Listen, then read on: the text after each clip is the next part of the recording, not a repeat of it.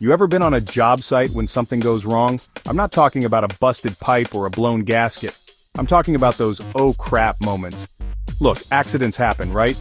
It's the nature of the beast, especially when you're dealing with heavy machinery and good old-fashioned hard work. But here's the thing, a proper investigation after an accident. It's like an autopsy for your job site. It ain't pretty, but it's how we learn, how we improve, how we make sure the same mistake doesn't send someone home hurt. So, let's walk through a typical construction worksite incident investigation step by step, because at the end of the day, nobody wants to get that call, nobody wants to see a fellow worker get hurt. First things first, you gotta secure the scene. Think of it like a crime scene, but instead of chalk outlines, you've got caution tape and hard hats.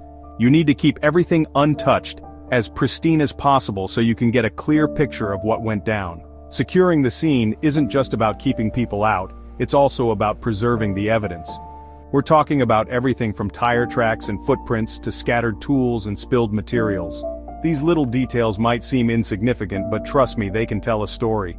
The better you secure the scene, the more information you preserve.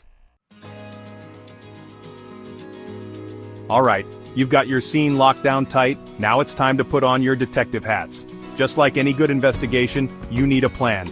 This ain't about pointing fingers or placing blame, it's about gathering information and understanding the chain of events that led to the accident.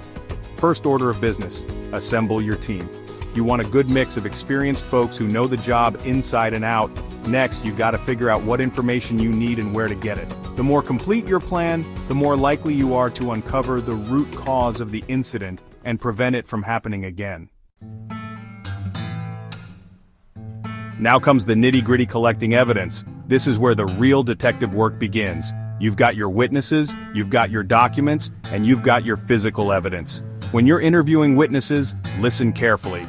Don't just hear what they're saying, listen to how they're saying it. Body language, tone of voice, even hesitation can tell you a lot. Next, you'll want to dive into those documents.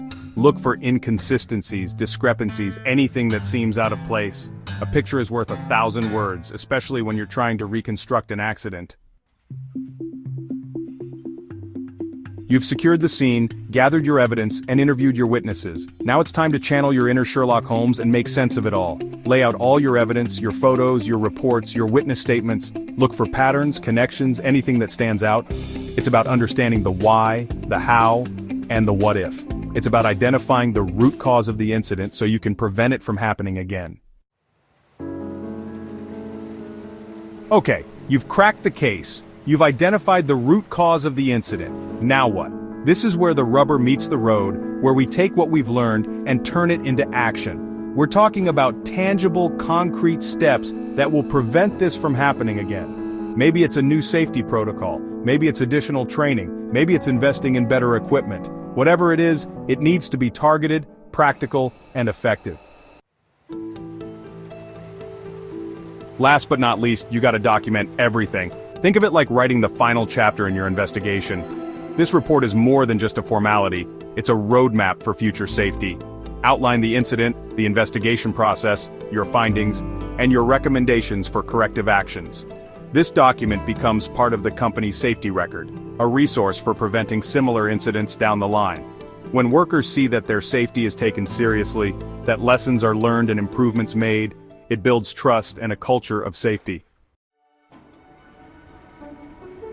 Look, at the end of the day, safety's on all of us. It's about looking out for each other, about speaking up when we see something risky, about never cutting corners. Because a safe job site is an efficient job site, and that's good for everyone.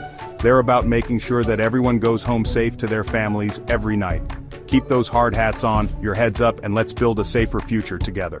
Remember, safety is a team effort.